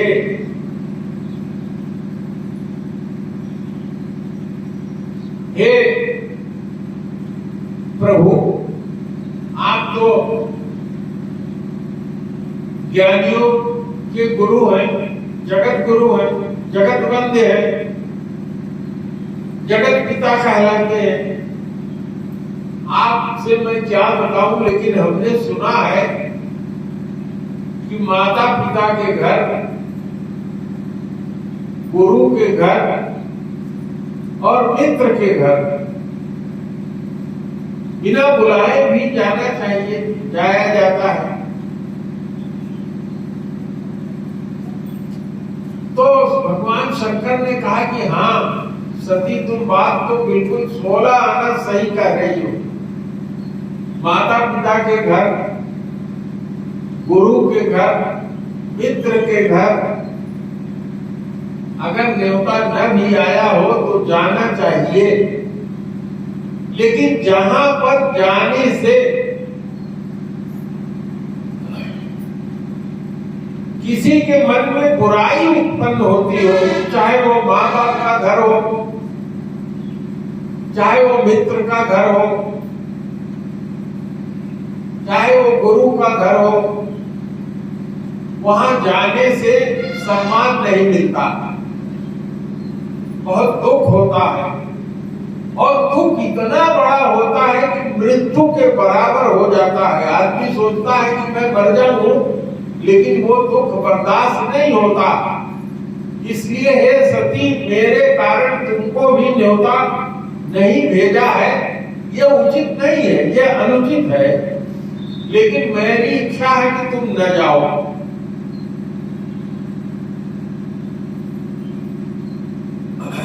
माता सती भगवान शंकर की ये बात सुन करके कभी तो चुपाए मार के बैठ जाए और कभी उन्मत्त की भांति जैसे पागल होते हैं उस तरह से उठ करके 1-2 किलोमीटर अपने बाप के घर की तरफ चले जाए और फिर देखे पीछे कि भगवान नहीं आ रहे तो फिर लौट के आ जाए। फिर उनसे कहें कि हमारा मन तो मान नहीं रहा है, बिना नैहर गए।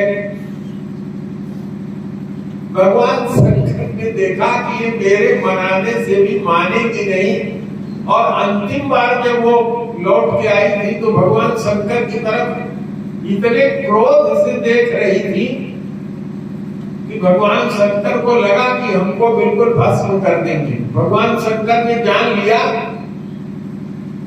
कि अब ये मानेगी नहीं। अरे हमारे आपके घर में भी ऐसा होता है।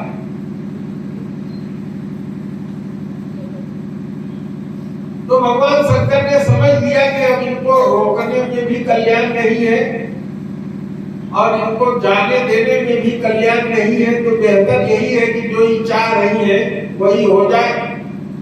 और गोस्वामी तुलसीदास जी ने एक बड़ा सुंदर चौपाई लिखा है।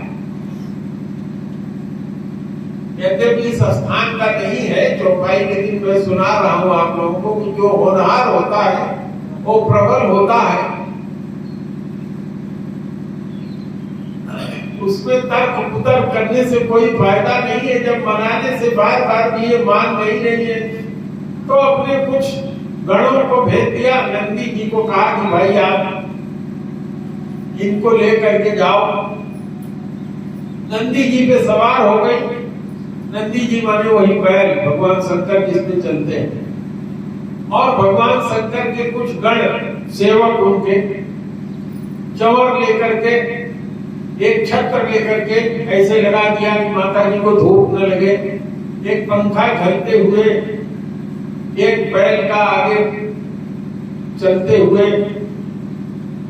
जैसे राजा लोग चलते हैं ना तो छड़ी चलती है आगे, उस तरह से माता आ रही है। इसलिए उनका भगवान शंकर का चिन्ह लेके एक आगे आगे चले।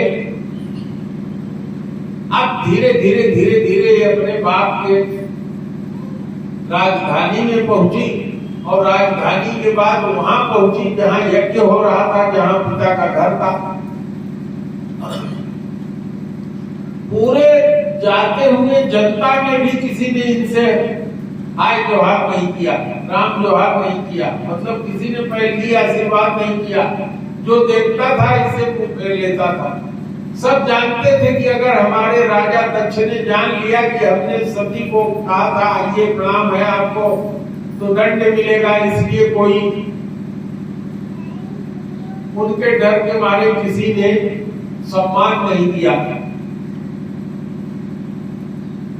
जब घर पहुंची तो उनकी माता जी भी मुस्कुराते हुए तो मिली, आओ रुकिया आओ, बड़ा अच्छा करी तुम आ गई, लेकिन पानी वानी को नहीं पूछा, न बैठाया, न पंखा किया, स्वागत किया, ऐसा कुछ नहीं, बस मुस्कुराते हुए मिले। बहनें भी मुस्कुराते हुए मिली, बहुत मुस्कुराते हुए, कुटिलता से मुस्कुराते हुए। बहनें जो मुस्कुरा रही थी, जैसे कुटिल मुस्कान होती है ना, हंसने का मन नहीं है, लेकिन किसी को देखा तो लोग मुंह ऐसे कर लेते हैं ना, जिससे देख के ही लगता है कि जबरी हंस। अब तो ऐसा पहचानते हैं, मैं समझता हूँ आप लोग भी जरूर ऐसा देखे होंगे। कभी कभी किसी के यहाँ चले जाइए जो आपको आपका आना उसको अच्छा नहीं लगता, लेकिन अब दिखावटी रूप से वो प्रसन्नता दिखाता है, चेहरे पर खुशी दिखाता है। तो उनको भगवान शंकर की बात याद आ गई कि अरे हमने तो बहुत गलती किया, उनकी बात मान लेना चाहिए था। और जब वहां सुनी स्वाहा स्वाहा स्वाहा हो रहा था, धुआं उठ रहा था, और जितने वहां वेद मंत्र पढ़ने वाले पंडित थे वो सब एक जोर से आवाज लगा रहे थे। माने हमारी आवाज इतनी ऊंची हो जाए तब माइक तो लगता नहीं था। जो 4-6 पंडित बोलने वाले मंत्र थे वो आपस में इतने जोर आवाज से आवाज लगा रहे थे कि हमारी आवाज लोग दूर से ही पहचान ले। जैसे भृगु जी थे और लोग थे, उषा जी थे, हर आदमी एक दूसरे से बढ़ चढ़ के बहुत तेज आवाज में बोल रहा था कि हमारी आवाज सब सुने और पहचान जाए। इस तरह से होड़ लगी थी मंत्र बोलने की जोर आवाज में। अब माता जी उसी तरफ चली गई। समझ में आ रही है कथा में? देखो इनका भी नींद भाग गया, निजरानी का, इनको भी थोड़ा मन लग गया। तो जब वहां पहुंची तो क्या देखती है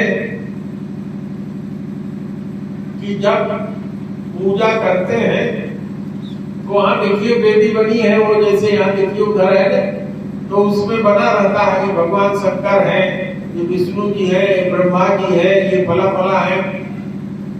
तो वहां देखा सबका स्थान तो बना है, भगवान शंकर का स्थान गायब है, आई नहीं है। तो देख करके बड़ा गुस्सा आया उनको और खूब भड़क के चिल्ला के बोले अपने बाप का नाम लेकर के, कहा है दक्ष, ये जो मेरा शरीर है ये तुम्हारे शुक्र से उत्पन्न हुआ है, इसी शरीर के कारण मैं तुम्हारी पुत्री कहलाती हूं, बाकी मेरे अंदर तो राम जी है। तो ये जो शरीर है जिसके नाते हमारा तुम्हारा नाता है, इस नाते को मैं अब रहने नहीं दूंगी। तुरंत उन्होंने आवाहनी अग्नियों का आह्वान किया।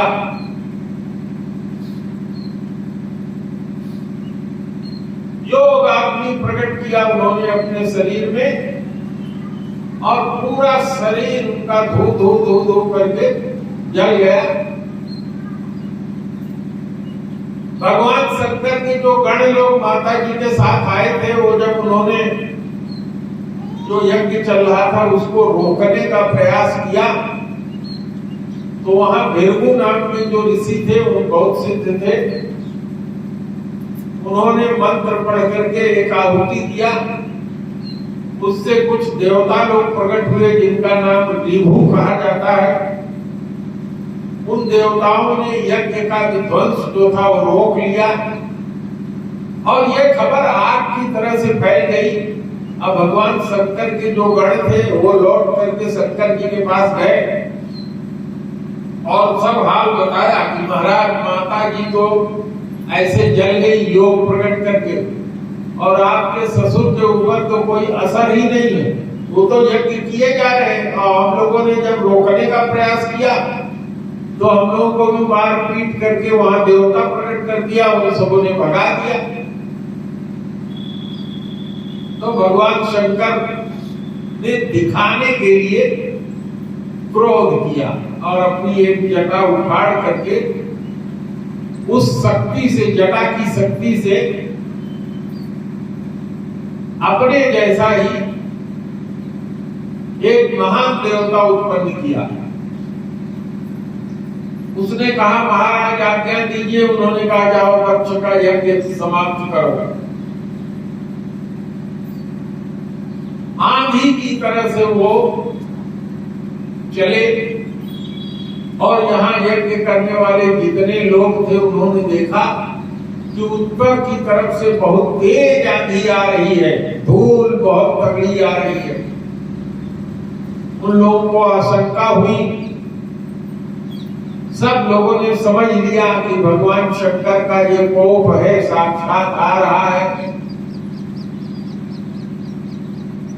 वो वीरभद्र जब वहां यज्ञ में पहुंचे, जटा से उन्होंने वीरभद्र जी को पैदा किया था। भद्र माने जिसका दिमाग काफी अच्छा हो, वो कभी क्रोधित न होता और वीर हो। और वीरभद्र जी ने वहां पहुंच करके यज्ञ का विध्वंस कर दिया। भृगु जी का दाढ़ी और मूछ उखाड़ लिया जैसा कि श्राप दिया गया था उनको। जो पूषा ऋषि थे जो ब्रह्मा के दरबार में हंस रहे थे, उनका दांत तोड़ दिया, बिना दांत के कर दिया। दक्ष जी को श्राप दिया था कि इसका सिर बकरे का हो जाए, तो वीरभद्र जी ने एक तलवार लेकर के उनका सिर काट करके यज्ञशाला में डाल दिया, वो जल गया और हाहाकार मच गया। पूरा यज्ञ विध्वंस हो गया। सारे देवता लोग भाग गए, ऋषि लोग भाग गए और इधर भगवान शंकर बहुत ही नारायण हुए। माता सती का इस तरह का हाल देख करके वो तांडव नृत्य करने लगे, जिससे लगा कि सारा ब्रह्मांड समाप्त हो जाएगा, सृष्टि का अंत हो जाएगा।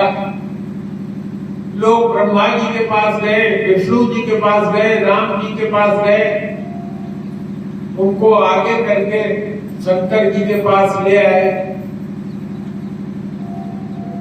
ब्रह्मा जी ने आकर के स्तुति किया। राम जी भी सामने जब आए तो भगवान शंकर उठ करके खड़े हुए और उन्होंने कहा, हे महाराज आप क्यों चल के आए, आप हमको बुला लिए होते। तो उन्होंने कहा नहीं, अगर हमारी बात मान जाओ तो अच्छा होगा।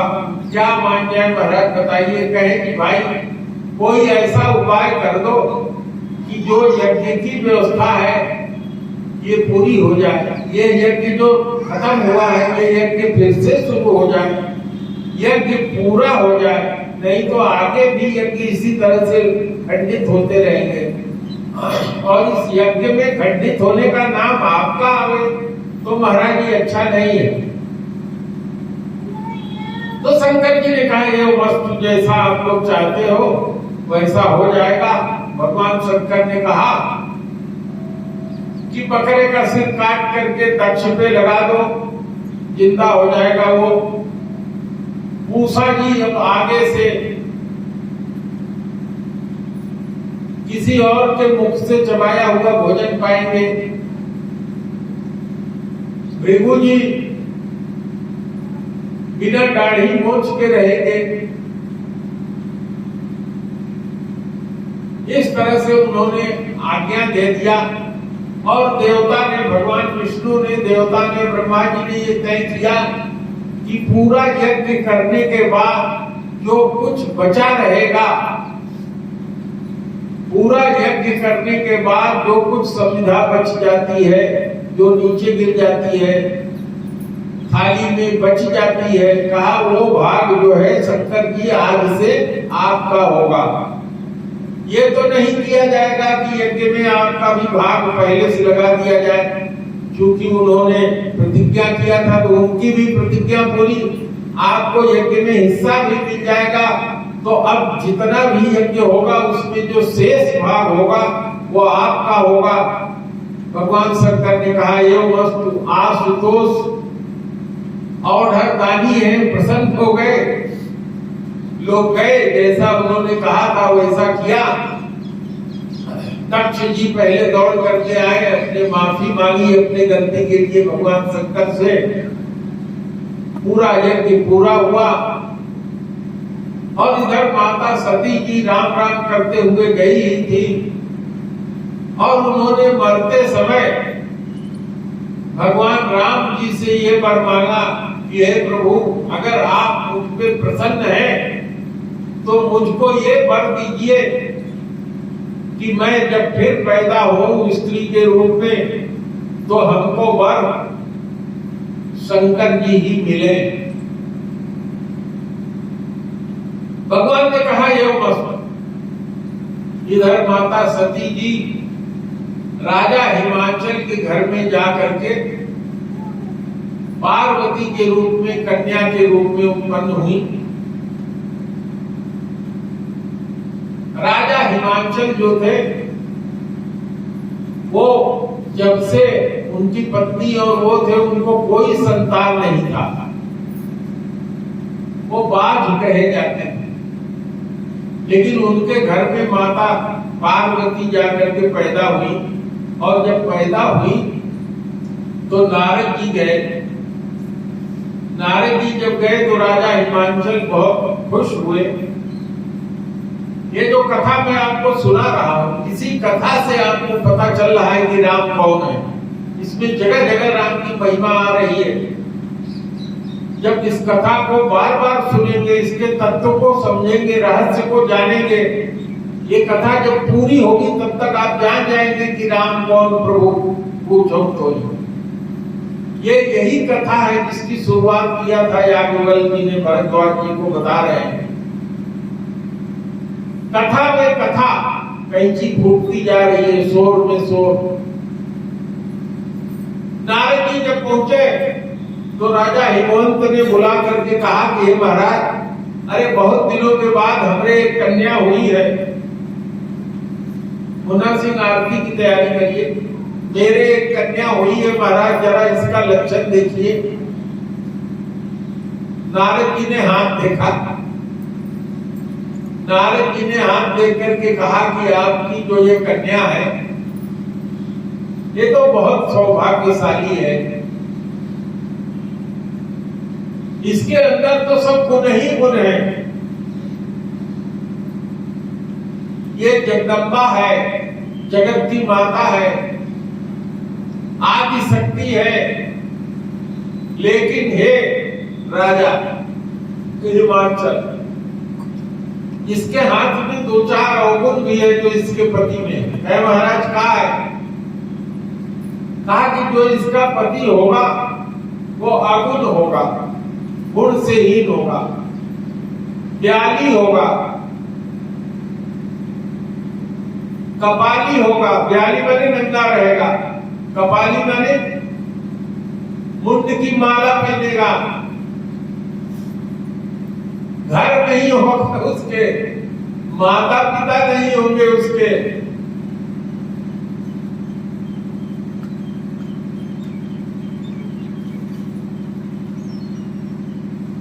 तो माता मैना ने कहा कि जब तक हमको घर भर कायदे का नहीं मिलेगा, बल्कि हमारी कन्या कुंवारी रहेगी, हम शादी वादी नहीं करेंगे। जब इसके सारे लक्षण अच्छे हैं तो वही कौन ब्याह होने जा रहा है, अभी तो ये पैदा हुई है। इस तरह से नारद जी समझा करके गए।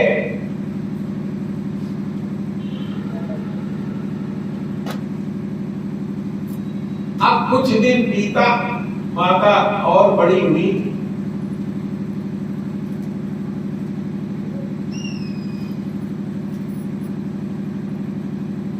जब माता और थोड़ी बड़ी हुई तो एक दिन एक और ऋषि आए और उन्होंने आकर के हिमांशु से कहा कि आपकी जो ये कन्या है, अगर तपस्या करे तो जो इसके भाग्य में नारद जी बता गए हैं वो भी भगवान शंकर जो है मिटा सकते हैं।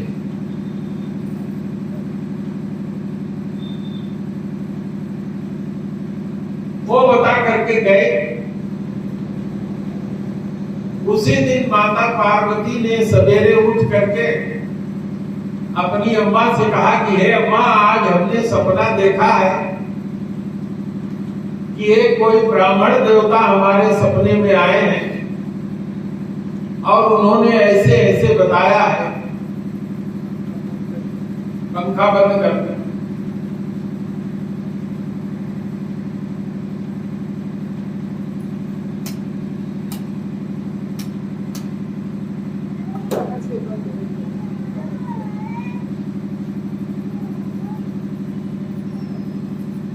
इस तरह से माता पार्वती को आज्ञा दे दिया उनकी माता ने कि ठीक है, इसका इधर है। जाओ तपस्या करो। और माता पार्वती जी तपस्या के लिए गई। बहुत अखंड तपस्या किया।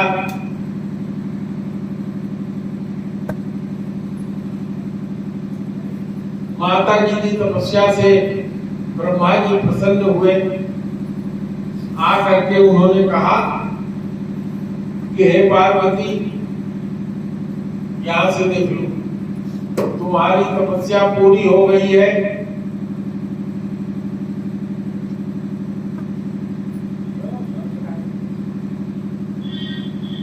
जब सप्तर्षि जी तुमको लिवाने के लिए आए, तुमको मिलने को आवे और तुम्हारे पिताजी तुमको घर से लिवा जाने के लिए आ जाए तो तुम चले जाना।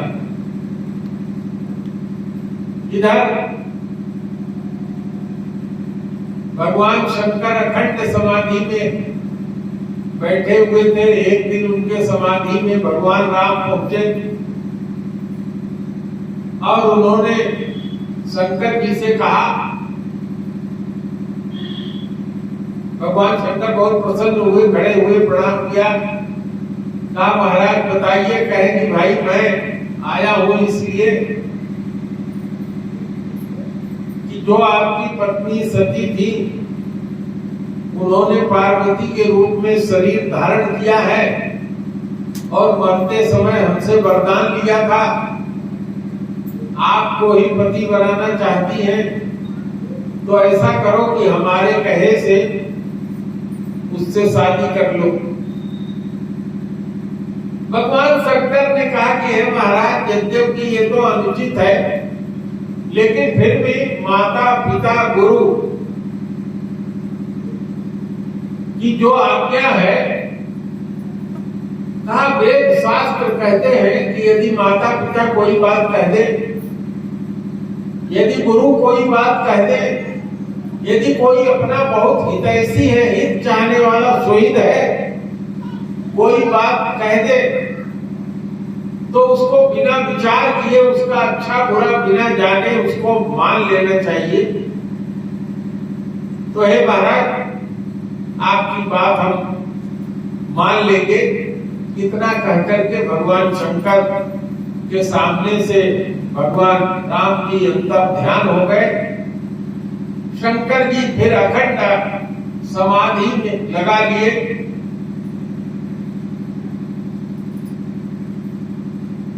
और उसी समय की बात है, तारक नाम का एक असुर, महान असुर पैदा हुआ।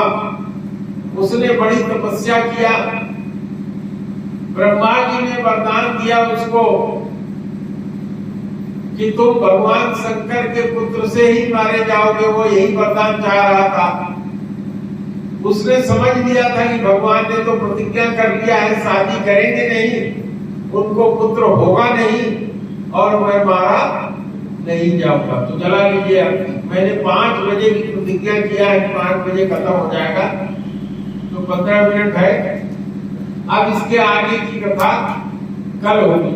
तो राम कौन प्रभु पूछो तो ही, अब कल आएगा राम नाम का महत्व। इसी कथा इससे आगे बढ़ेगी, उसी में आएगा कि राम नाम का क्या महत्व है। तो कथा बिल्कुल 3 बजे से शुरू हो जाती है। 3 बजने में 10-5 मिनट बाकी रहता है तो आरती हो जाती है। 3 बजे शुरू हो जाती है और ठीक 5 बजे कथा विश्राम ले लेती है। इसी में आरती भी सम्मिलित है। तो आरती सतगुरु